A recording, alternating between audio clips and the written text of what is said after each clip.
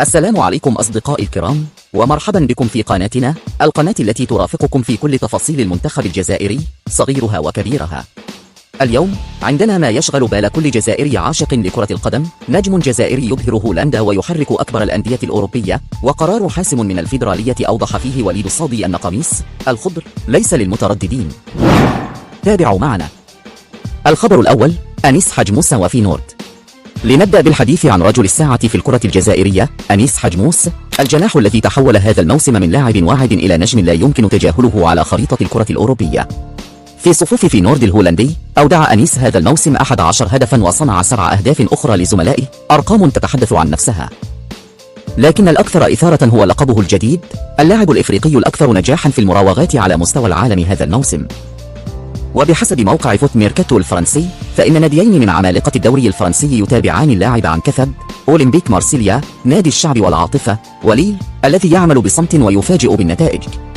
لكن العقبة الكبرى: فينورد يقدر قيمة اللاعب ب30 مليون يورو، ومارسيليا رغم اتصال مديره الرياضي بابلو لونجوريا مباشرة بمسؤول فينورد منذ يناير، يعاني من قيود مالية وغياب عن دوري أبطال أوروبا.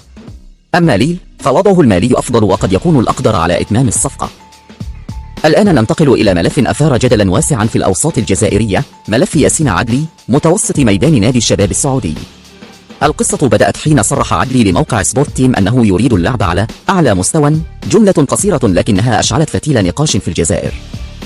كثيرون قرأوا في هذا الكلام رسالة ضمنية مفادها أن المنتخب الجزائري ليس أعلى المستويات في تصوره، وهو ما رفضه الجمهور الجزائري بشكل قاطع. لكن وهنا المفاجأة: الذي بادر بفتح قناة التواصل لم يكن الفيدرالية، بل كان عدلي نفسه.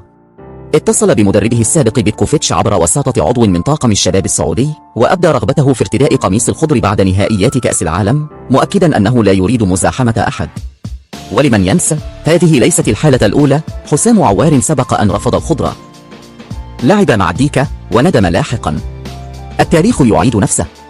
إذن يا أصدقاء، المنتخب الجزائري يسير نحو كأس العالم بخطوات ثابتة وفلسفة محددة. اللاعب الذي يختار الجزائر بقلبه لا بحساباته هو من يستحق القميص الأخضر. وأنتم، هل تتمنون رؤية أنيس حجموس في مارسيليا أم في ليل؟ وهل كان قرار الفيدرالية صائبا في ملف عدلي؟ شاركونا آراءكم في التعليقات، كل رأي يثري النقاش. إذا أعجبكم المحتوى، اضغطوا على زر الإعجاب، اشتركوا في القناة وفعلوا التنبيهات حتى لا تفوتكم أي نشرة عن المحاربين. إلى اللقاء في الحلقة القادمة.